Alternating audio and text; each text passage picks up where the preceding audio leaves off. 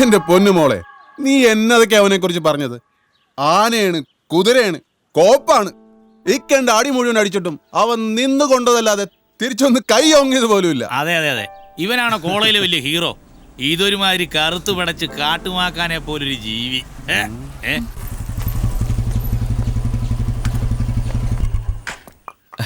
നമസ്കാരം. എന്നെ മനസ്സിലായില്ല അല്ലേ? ഇല്ല. മനസ്സിലായിക്കോളും. ഞാൻ അത്യാവശ്യമായിട്ട് ഇങ്ങോട്ട് വന്നത് നിങ്ങളുടെ അടുത്തൊരു താങ്ക്സ് പറയാൻ വേണ്ടിയിട്ടാ. നിങ്ങൾ കാരണം വലിയൊരു ശല്യം ഇന്നെന്റെ തലേന്ന് ഒഴിവായി. അതെങ്ങനെ ഒഴിവാക്കണമെന്ന് ആലോചിച്ച് നടക്കുകയായിരുന്നു ഞാൻ. ആള് മാറിക്കിട്ടിയ തല്ലാണെങ്കിലും അതും മേടിച്ച് കക്ഷി ഉടനെ തന്നെ സ്ഥലം കാലിയാക്കി. പക്ഷെ പോകുന്നതിന് മുമ്പ് അയാളോട് കാര്യങ്ങൾ ചോദിച്ചറിഞ്ഞപ്പോഴാണ് ഈ അടി വന്ന റൂട്ട് എങ്ങനെയാണെന്ന് മനസ്സിലായത്. അതോടെ അയാളോടുള്ള ദേഷ്യവും മാറി. അറിഞ്ഞോ അറിയാതെയോ അയാൾ ചെയ്ത കാര്യം അറിഞ്ഞുകൊണ്ട് തന്നെ ഞങ്ങൾ ചെയ്യേണ്ടതായിരുന്നു. ഇവളുടെ കല്യാണാലോചന മുടക്കലേ. അങ്ങനെ കാര്യങ്ങൾ മൊത്തം നമുക്ക് അനുകൂലമാണെങ്കിലും ചെറിയൊരു പ്രശ്നമുണ്ട്. എന്ന് വെച്ചാൽ അതൊരു വലിയ പ്രശ്നമൊന്നുമല്ല കേട്ടോ. നിങ്ങളുടെ കൊച്ചിന്റെ കാര്യത്തിൽ ഇടപെട്ടതും അടിയും ഇടിയും അതൊന്നുമല്ല പ്രശ്നം. പക്ഷെ ആ കൂട്ടത്തിനിടയിൽ എന്റെ മുറി കയറി വില പിടിപ്പുള്ള പല സാധനങ്ങളും തല്ലിപ്പൊളിച്ചു. അതിനെന്തായാലും നിങ്ങൾ സമാധാനം പറയണം. ഇല്ലെങ്കിലോ? ഇവിടെ ഉണ്ടല്ലോ അതിനേക്കാൾ വിലപിടിപ്പുള്ള പല സാധനങ്ങളും. എനിക്കും കാണിക്കാൻ പറ്റും ഒരാര ഗുണ്ടായിസം. നിക്കവിടെ.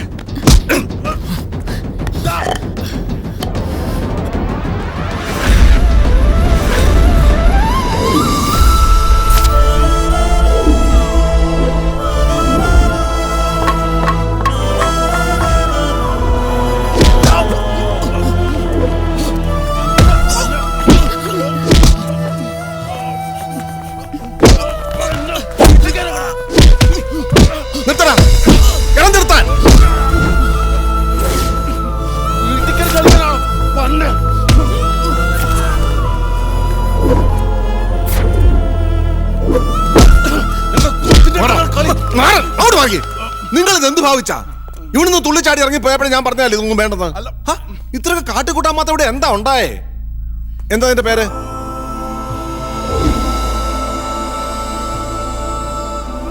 ഇവനല്ല നീ പറഞ്ഞ കോളേജിലെ പുതിയ കക്ഷി? ആ, കഴിഞ്ഞ എന്തായാലും കഴിഞ്ഞു. ഇനിയിപ്പോ ഇതിന്റെ പേരിലൊരു പ്രശ്നം അങ്ങോട്ടും ഇങ്ങോട്ടും വേണ്ട. പിന്നെ നിന്റെ മുറിയിൽ എന്തൊക്കെ സാധനങ്ങൾ പോയിട്ടുണ്ടോ അതിന് വേണ്ടെന്ന് വെച്ചാൽ പരിഹാരം ഞാൻ ചെയ്തോളാം. പോരെ? ആ ശരിയല്ലേ, പോയി കുടിക്കാൻ എന്തെങ്കിലും എടുത്തോണ്ട്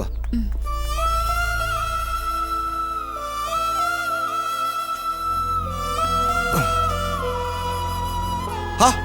താനെന്താണ് ഇങ്ങനെ അന്തം വിട്ട് നിൽക്കുന്നേ? ഇരിക്കേ.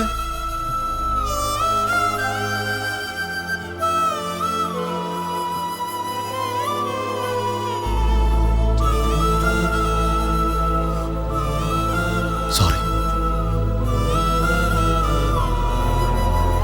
സോറി.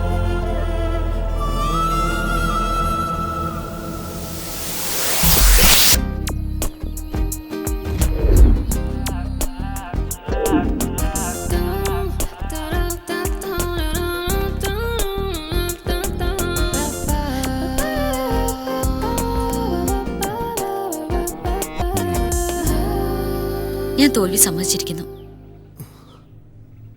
റോയ്ക്ക് എന്നോടുള്ള ഇഷ്ടം അതിപ്പോ എനിക്കും ഇഷ്ടാ. ഇല്ല, ഇത് വെറുതെ.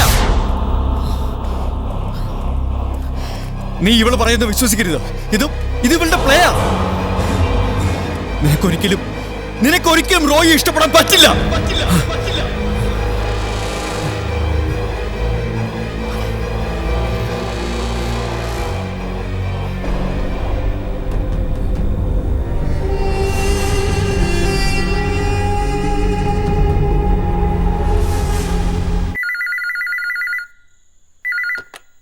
ഹലോ, എവിടെ എത്തിയോ? വീട്ടിലോ?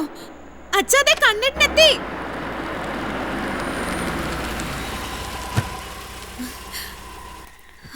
എത്തിയോ?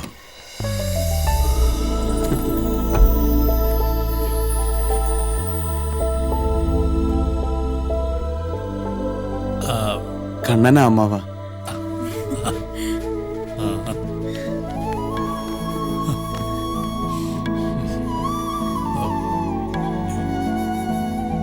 യശോദ വന്നില്ലേ?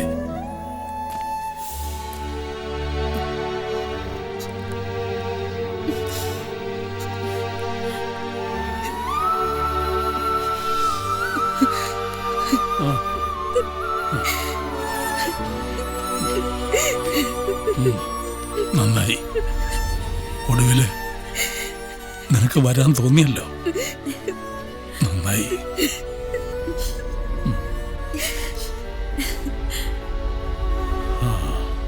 നിങ്ങൾ വന്നിട്ട് ഒരു തീരുമാനമെടുക്കാമെന്ന് വിചാരിച്ചിരിക്കുകയായിരുന്നു. ഇവക്ക് ഇവിടെ അടുത്ത് കോളേജ് ക്യാൻറ്റീനിൽ ജോലിയുള്ള ഒരു പയ്യനെ ഇഷ്ടമാണെന്ന് പറയുന്നു. കേട്ടപ്പോ എതിർക്കാൻ തോന്നിയില്ല. ഒന്നെതിർത്തതിൻ്റെ അനുഭവം മുന്നിലുള്ളത് കൊണ്ടാണെന്ന് കൂട്ടിക്കോ.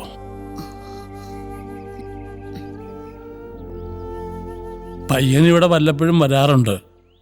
കാഴ്ചയിൽ വലിയ തെറ്റില്ല എന്നല്ലാതെ അയാളുടെ ചരിത്രമൊന്നും വലിയ തിട്ടമില്ല. ഈ വക കാര്യങ്ങളൊക്കെ ഞാനോ ഇവളോ അയാളോട് സൂചിപ്പിച്ചിട്ടുമില്ല.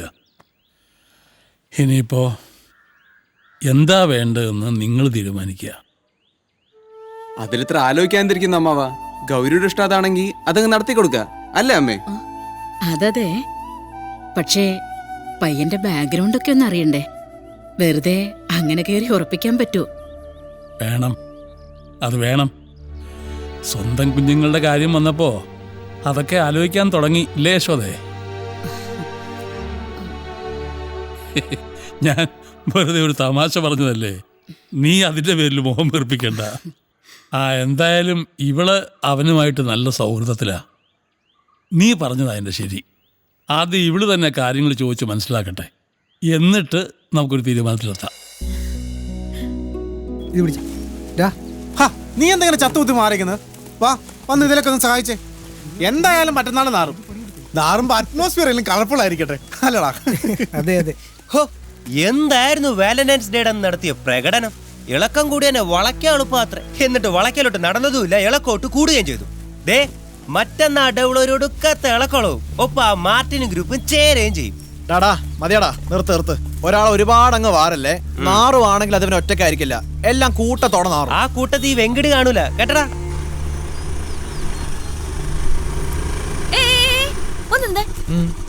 അലങ്കാരങ്ങളൊന്നും അത്രയ്ക്ക് പോരല്ലോ 3D. എന്തായാലും കൂട്ടുകാരന്റെ നെഞ്ചത്ത് വെക്കാൻ ഒരു റീത്തും കൂടെ കരുതിക്കോ. അയ്യോ, ഈ റീത്തൊക്കെ വെക്കാന്ന് വെച്ചാ ഭയങ്കര ബുദ്ധിമുട്ടുള്ള കാര്യാ.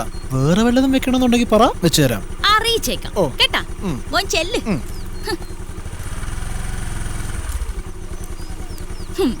അതെ, നിങ്ങൾ മല പോലെ വന്നത് എലി പോലെ പോയെന്ന് പറഞ്ഞ് കേട്ടിട്ടല്ലേ ഉള്ളൂ, കണ്ടിട്ടില്ലല്ലോ. ഇല്ലല്ലേ? എന്നാലേ എനിക്കതൊന്ന് കാണാൻ പറ്റി. ഇന്നലെ ഒരാളെന്റെ വീട്ടിലേക്ക് ഒരു വരവ് വന്നു. വരവെന്നൊക്കെ പറഞ്ഞോ, വാ, എന്നാ ഗംഭീര വരവാ. പക്ഷേ വരവ് മാത്രമേ ഉണ്ടായിരുന്നുള്ളൂ. ക്ലൈമാക്സ് ഉണ്ടല്ലോ, എന്റെ മക്കളെ സകല പ്രതീക്ഷയും കൈവിട്ടുപോയി. ചുമ്മാ നിന്നങ്ങ് കൊള്ളുമല്ലായിരുന്നോ?